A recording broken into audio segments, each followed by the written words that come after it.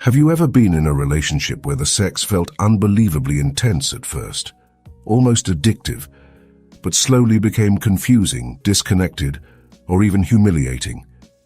Where passion turned into performance and intimacy became a tool for control? If that sounds familiar, you may have been entangled with a narcissist, and what you felt wasn't real closeness. It was manipulation, disguised as desire. In this video, we're going to uncover 5 sexual secrets narcissists don't want you to know. These aren't just red flags, they're psychological patterns designed to trap you, confuse you, and make you question your own worth. But once you recognize them for what they are, you'll finally understand why it never felt like love. Before we dive in, take a moment to subscribe to the Mental Dose channel and join the Telegram community, so you won't miss future explorations into depth psychology and inner healing. Now, let's begin. 1. Narcissists don't have a sexual identity, they have a sexual strategy. What many people misinterpret as fluidity or openness in a narcissist's sexual behavior is actually something much darker, a lack of authenticity. Narcissists don't explore their sexuality out of curiosity or personal truth. They shapeshift, adapting their desires and roles depending on what gives them power, praise, or control in the moment. Their sexuality is not an expression of who they are. It's a tactic, a means to seduce, to manipulate, to dominate. It doesn't matter what gender you are, how old you are, or what you're going through. If you can serve their ego, if you can be used to fulfill a fantasy or feed their need for validation, they will take on any role necessary. And it will feel real at first. But behind the performance there is no core, no real self. Just an actor, playing the part they think you'll crave most. That's why the passion eventually feels hollow, because it was never rooted in intimacy, it was built on illusion. This strategic approach to sexuality is part of a much broader pattern in narcissistic behavior, the inability to form a stable identity. Just as they shift personas in social settings to charm, impress, or manipulate, they do the same in the bedroom. Their sexuality becomes transactional, a performance calibrated to extract admiration, compliance, or emotional dependency. And because there's no internal compass guiding their desires, everything becomes externalized. They take cues from your fantasies, your insecurities, your reactions, and then weaponize them. You're not engaging with someone who is expressing a genuine part of themselves. You're engaging with someone who has studied what you want and is using that knowledge not to connect, but to control. 2. Sex is not connection, it's performance. From the outside, it may seem like narcissists are highly sexual or deeply connected lovers. But what you experience with them isn't mutual intimacy. It's a show. A carefully rehearsed, emotionally detached act designed to win your devotion, your admiration, or simply your silence. In the early stages, the sexual energy can feel electrifying. You might even believe you finally found someone who gets you on a physical level. But over time, the truth reveals itself. They begin to pull away, lose interest, or use sex as a bargaining chip. The warmth disappears, the spark fades, and what's left is a sense that you're performing too, trying to keep their attention, trying to bring back the passion that once felt so consuming. The reason? Narcissists aren't truly present during sex. They're not experiencing intimacy. They're using it to cover up their own emptiness, their shame, or their emotional disconnection. And once the distraction no longer works, they withdraw. What makes this performance even more insidious is how convincing it can be. Narcissists are often masters of mimicry. They know how to simulate passion, tenderness, even vulnerability with uncanny precision. But these displays are not rooted in emotional presence. They're calculated, reactive, and often borrowed from past encounters or media stereotypes. The goal isn't to feel something, it's to produce a reaction in you. In this way, sex becomes part of a broader manipulation cycle, idealize, devalue, discard. The intense beginning isn't intimacy, it's bait. And once they sense that your loyalty is secured, the act fades, revealing the emotional vacuum beneath. You're left chasing a connection that never truly existed, because they were never truly there. 3. They project their sexual insecurities onto you. Beneath the surface, many narcissists carry deep sexual shame and insecurities about performance, desire, or even their own bodies. But rather than confront these fears, they pass the discomfort onto you. If something goes wrong, you become the target. You're too needy, too cold, too demanding. You're the reason the sex has changed, the reason they're no longer interested. This reversal is cruel and calculated. They'll chip away at your confidence until you begin to question your worth. Some partners go through extreme lengths, changing their appearance, sacrificing boundaries, enduring things they never wanted, just to be good enough again. But the truth is, it was never about you. It was about their fragile ego, their inability to be vulnerable, and their desperate need to protect a false image of perfection. And instead of doing the work to heal, they make you carry the burden of their shame. What makes this projection so damaging is that it doesn't happen all at once. It's subtle, slow, and often disguised as honesty or emotional feedback.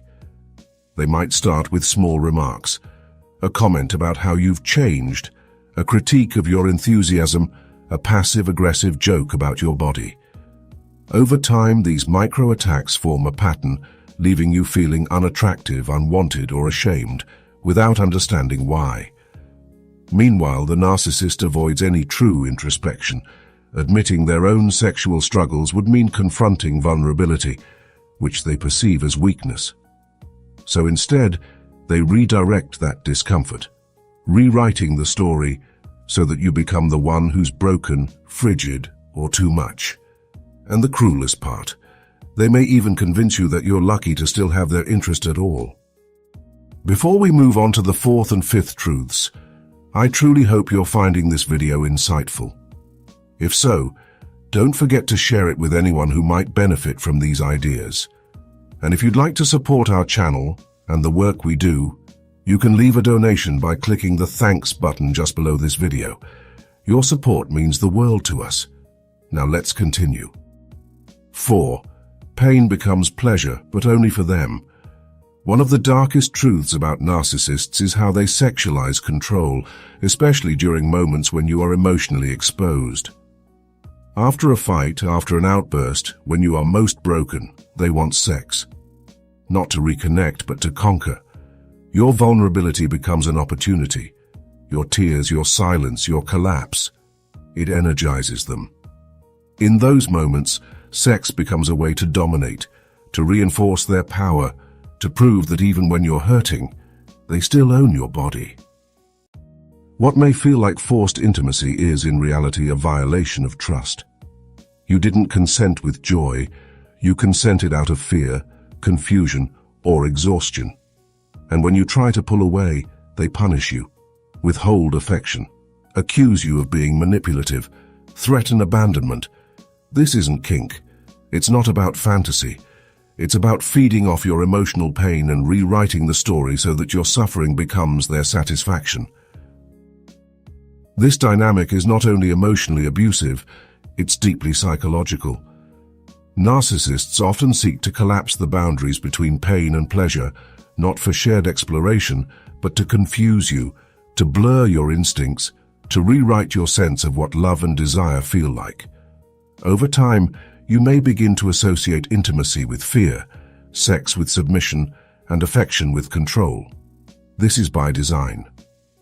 By repeatedly initiating sexual contact when you're emotionally vulnerable, they create a cycle where your resistance is worn down and your consent becomes conditional, something they feel entitled to, regardless of your emotional state.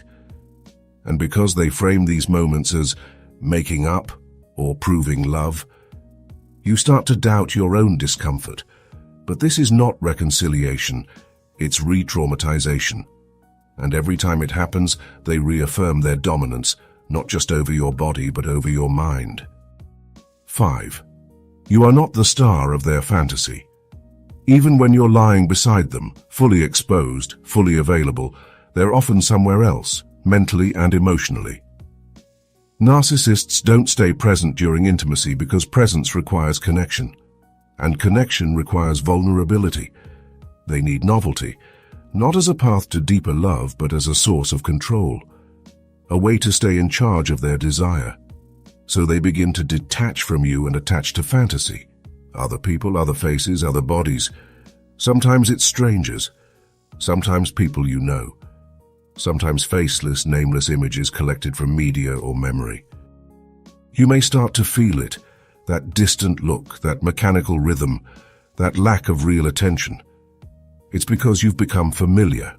You've become real. And to the narcissist, real people are dangerous. Real connection is terrifying, so they leave, if not in body, then in mind. And you're left behind, touched but not cherished, seen but not loved.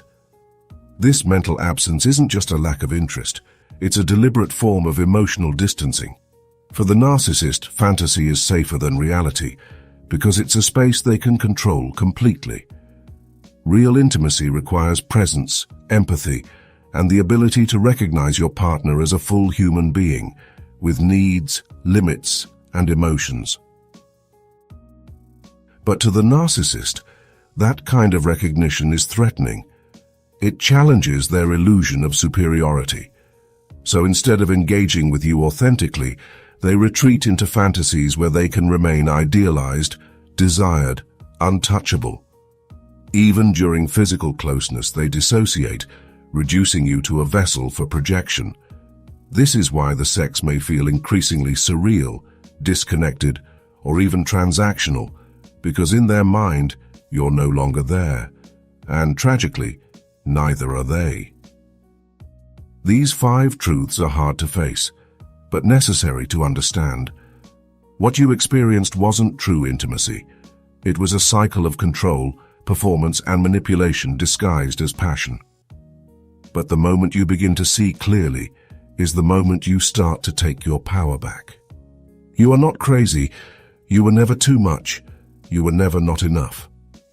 If this resonates with your story, I'd love to hear from you in the comments. Which truth opened your eyes the most? And if you found value in this, don't forget to subscribe to Mental Dose for more insights, tools, and powerful conversations around healing, boundaries, and self-worth after narcissistic abuse. Your voice matters, your healing matters, and this is just the beginning. Thank you for being here. Keep choosing yourself, and I'll see you next time.